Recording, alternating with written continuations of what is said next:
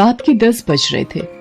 हर ओर सन्नाटा था, लेकिन रात के इस सन्नाटे में गर्ल्स हॉस्टल से एक लड़की बाहर निकलती है। उसकी सैंडल की खटखट की आवाज से वो सन्नाटा टूटता है।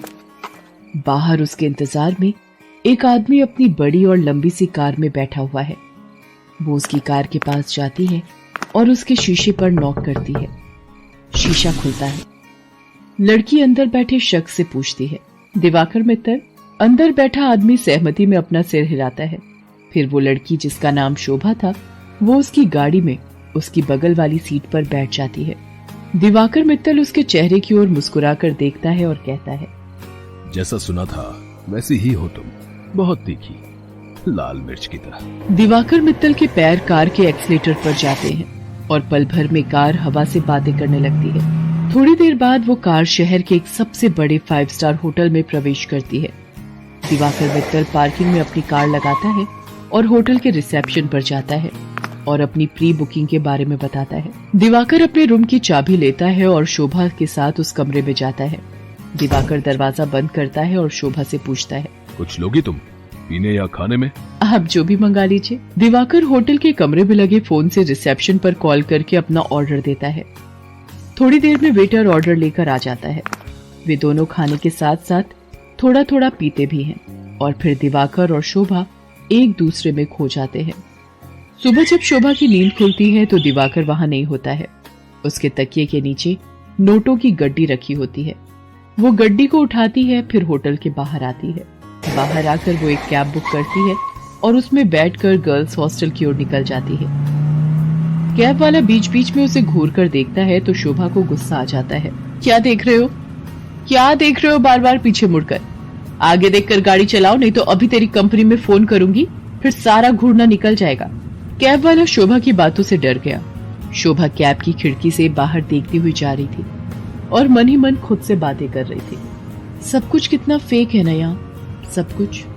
कौन आदमी कौन सा चेहरा लगाए घूम रहा है, किसी को पता नहीं है। मैं भी तो पिछले कई महीनों से एक नकली चेहरा लगाए घूम रही हूँ। सच कहूं तो घिन आती है मुझे उस चेहरे से, दम घुटता है मेरा।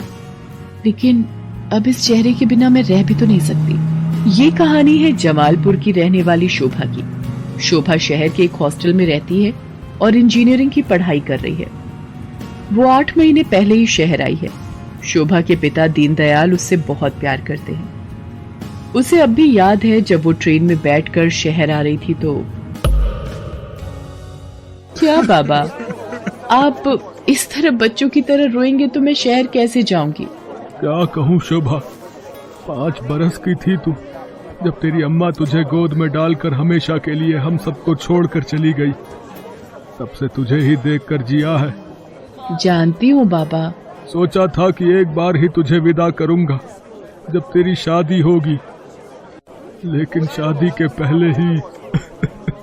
ये कहकर दीनदयाल शोभा को गले लगाकर फिर से फूट फूट कर रोने लगा।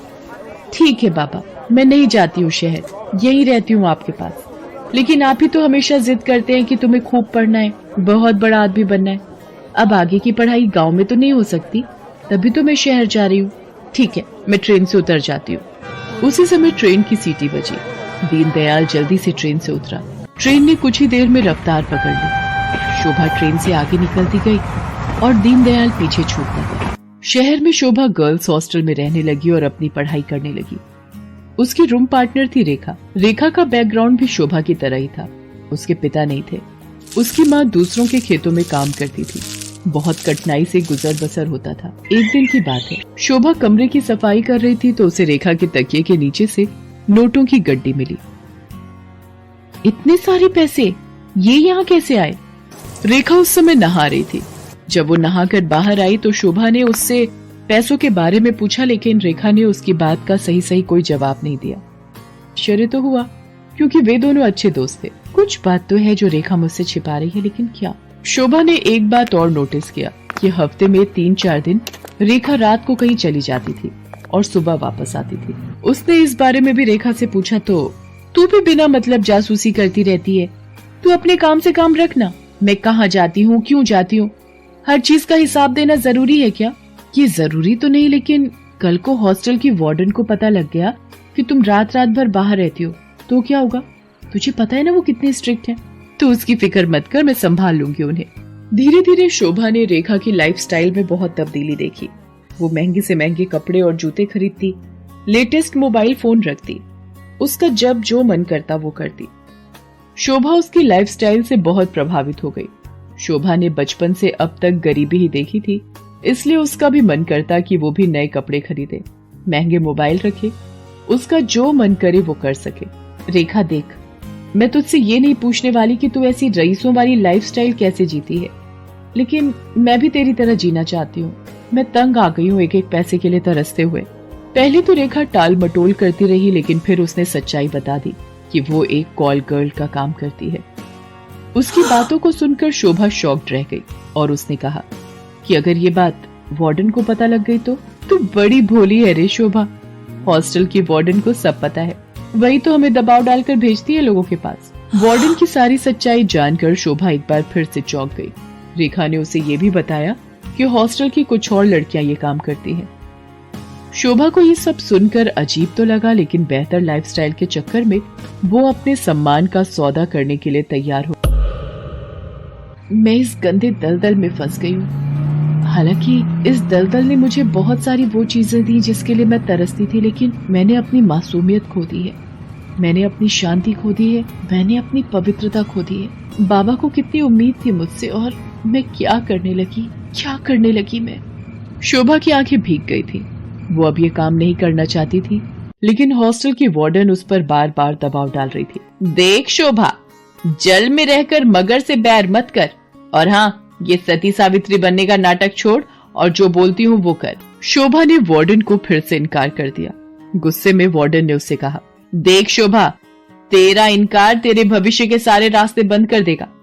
मेरी एक शिकायत पर कॉलेज से भी तुझे निकाल दिया जाएगा, और तुझे मैं इतना बदनाम करवा दूंगी कि इस शहर तो क्या, तू कहीं भी किसी को मुंह दिखाने के लायक नहीं रहेगी। शोभा उस रात हॉस्टल से निकली तो जरूर, लेकिन उसने कुछ तय कर लिया था।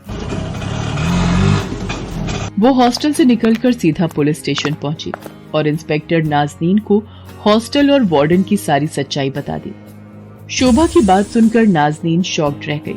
शर्म आ रही है मुझे तुम पर और उन सभी लड़कियों पर जो अच्छी लाइफस्टाइल के चक्कर में शॉर्टकट अपनाती हैं और अपने सम्मान का सौदा करती हैं, और तुम जैसे मासूम लोगों का फायदा तुम्हारी वार्डन जैसे लोग उठाते हैं। मुझसे बहुत बड़ी गलती हो गई इंस्पेक्टर नाज़नीन। मुझे खुशी है कि तुम्हें अपनी गलती का एहसास तो हुआ, लेकिन ये गलती कोई और ना करे और तुम्हारी वार्डन किसी और का फायदा ना उठाए। इसके लिए इस पूरे रैकेट को तोड़ना पड़ेगा।